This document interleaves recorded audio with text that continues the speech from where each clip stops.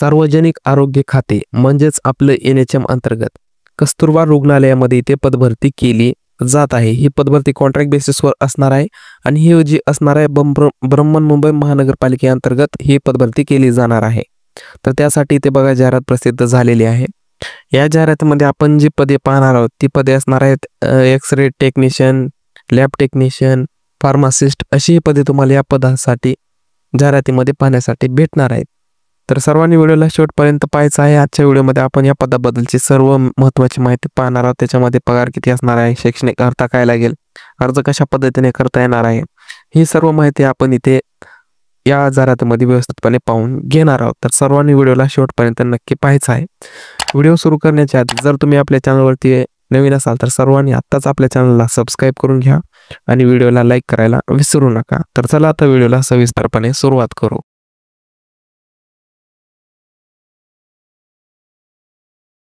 विद्यार्थी मित्रांनो, बृहन्मुंबई महानगरपालिकेअंतर्गत ही जाहिरात असणार आहे आणि तुमची जी इथे पोस्टिंग असणार आहे कस्तुरबा रुग्णालयात तुमची इथे पोस्टिंग केली जाणार आहे। तर याच्यामध्ये जी पदे भरली जाणार आहेत ती इथे वेगवेगळ्या 4 प्रकारची पदे इथे असणार आहेत आणि ही पदे जी असणार आहे तुमची कॉन्ट्रॅक्ट तत्वावर असणार आहेत, कॉन्ट्रॅक्ट बेसिसवर इथे असणार आहेत। तर बघा याच्यामधलं जे पहिलं पद असेल प्रयोगशाळा तंत्रज्ञाचं हे पद आहे। एकूण 4 पदे या पदाच्या भरल्या जात आहेत आणि दर महिन्याला या पदासाठी 20,000 एवढा पगार इथे दिला जाणार आहे। 20,000 एवढा पगार दर महिन्याला असेल आणि शैक्षणिक अर्हता जी असणार आहे उमेदवार मान्यताप्राप्त विद्यापीठाची किमान विज्ञान शाखेतील डिग्री इन BSc तुम्हाला लागेल, पदवी धारण करणारा असावा आणि त्यासोबतच तुम्हाला मान्यताप्राप्त विद्यापीठाची MSBTची DMLT पदविका उत्तीर्ण असावा तुम्हाला इथे लागणार आहे। म्हणजेच BSc + DMLT तुम्हाला इथे लागणार आहे। किंवा तुम्हाला आणखी त्याच्यानंतर महाराष्ट्र आरोग्य विद्यापीठ यांच्याकडील निमवैद्यकीय विज्ञान या शाखेतील लॅबोरेटरी मेडिसिन या विषयातील bachelor of paramedical technology laboratory medicine ही पदवी तुम्हाला इथे लागणार आहे। आणि त्याच्यानंतर उमेदवार खात्यामार्फत घेण्यात येणारी व्यावसायिक चाचणी म्हणजे ट्रेड टेस्ट ही उत्तीर्ण होणे आवश्यक असेल। तर अशा प्रकारची शैक्षणिक अर्हता प्रयोगशाळा तंत्रज्ञ या पदासाठी तुम्हाला इथे लागणार आहे। त्याच्यानंतरचं पद आहे बघा क्ष किरण सहाय्यक म्हणजे एक्स-रे असिस्टंटचं हे पद असेल। यासाठी एकच जागा इथे भरली जात आहे आणि पगार जो असेल या पदासाठी 18,000 रुपये एवढा पगार असणार आहे। या पदासाठी अर्हता शैक्षणिक अर्हता जी लागेल तुम्हाला उमेदवार 12वी नंतर महाराष्ट्र आरोग्य विज्ञान विद्यापीठामार्फत चालविला जाणारा क्ष किरण विषयातील BPMT त्यालाच bachelor in paramedical technology in radiography असं शैक्षणिक अर्हता तुम्हाला 3 वर्षाचा पूर्ण वेळ पदवी अभ्यासक्रम उत्तीर्ण झालेला असावा व त्याने 6 महिन्यांची इंटर्नशिप पूर्ण केलेली असावी। तर अशा प्रकारची इथे तुम्हाला एज्युकेशन शैक्षणिक अर्हता एक्स-रे असिस्टंट या पदासाठी लागणार आहे। त्याच्यानंतर बघा आता 4थं क्रमांकाचं पद, 3 क्रमांकाचं पद हे आपल्या कामाचं नाही। 4 क्रमांकाचं पद पहा औषध निर्माता हे पद आहे। इथे तुम्हाला एकच जागा भरली जात आहे आणि पगार जो असेल 20,000 रुपये एवढा पगार तुम्हाला दर महिन्याला इथे दिला जाणार आहे।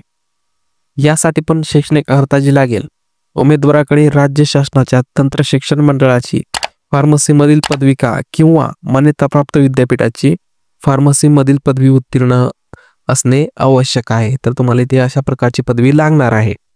त्यानंतर बघा उमेदवार महाराष्ट्र राज्य फार्मसी काउन्सिलचे नोंदणीकृत तुम्हाला असावे म्हणजे तुमच्याकडे ते रजिस्ट्रेशन तुम्हाला लागणार आहे महाराष्ट्र काउन्सिलचं। त्यानंतर तुम्हाला इथे पण उमेदवारास महानगरपालिकेच्या खात्यामार्फत घेण्यात येणारी व्यावसायिक चाचणी म्हणजे ट्रेड टेस्ट तुम्हाला परीक्षा उत्तीर्ण होणे आवश्यक असणार आहे।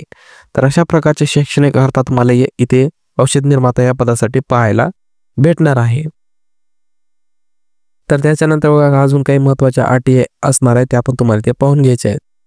आता या पदासाठी तुम्हाला एज लिमिट जे लागेल वयोमर्यादा उमेदवाराचे वय 18 वर्षापेक्षा कमी नसावे आणि 38 वर्षापेक्षा जास्त असता कामा नये म्हणजे तुम्हाला 18 ते 38 वर्षाच्या मध्येच तुमची एज लिमिट इथे असली पाहिजे। त्याच्यानंतर तुमची निवड प्रक्रिया जी असेल बघा कशा प्रकारे असेल सदर पदाची विविध केलेली शैक्षणिक अर्हता आणि मुलाखतीच्या प्राप्त झालेल्या गुणांच्या आधारे उमेदवारांची गुणवत्ता यादी तयार करण्यात येणार आहे। गुणवत्ता यादीतील उमेदवाराकडून निवड यादी तयार करण्यात येईल। तर अशा प्रकारे तुमची निवड प्रक्रिया असेल। त्याच्यानंतर मुलाखतीचे ठिकाण आता तुम्हाला इथे मुलाखत कधी असेल तर बघा दिनांक व वेळ अर्जदाराने अर्जात नमूद केलेल्या भ्रमणध्वनी नंबरवर अधिक कळवण्यात येईल. आता त्याच्यानंतर तुम्हाला तुमच्या मोबाईल नंबरवर तुमचा कधी इंटरव्ह्यू मुलाखत आहे ते तुम्हाला इथे कळवण्यात येईल. आता अर्ज करण्याचा कालावधी किती असेल?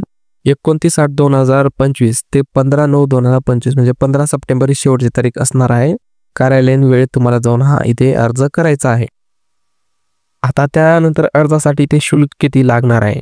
तर 790 रुपये ही अर्जासाठी शुल्क आहे. त्याच्यामध्ये 18% GST अशी आहे. तर जवळपास तुम्हाला ही जी असणार आहे जवळपास 850 रुपयाच्या जवळजवळ तुम्हाला इथे फीस लागणार आहे.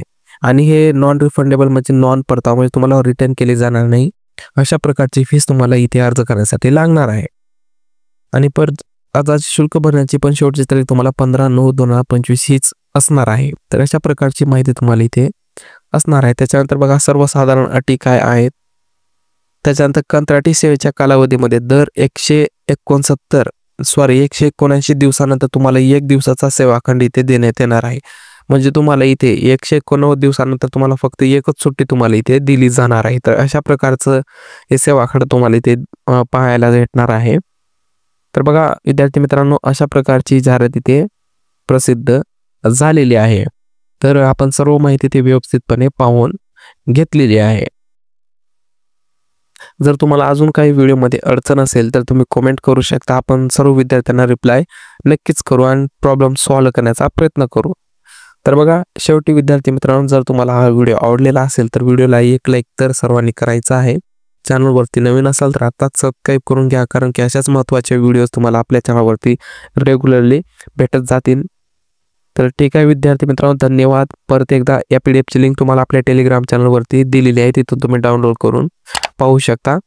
आणि चला तोपर्यंत भेटू अशाच नेक्स्ट व्हिडिओमध्ये. तोपर्यंत जय हिंद, जय महाराष्ट्र.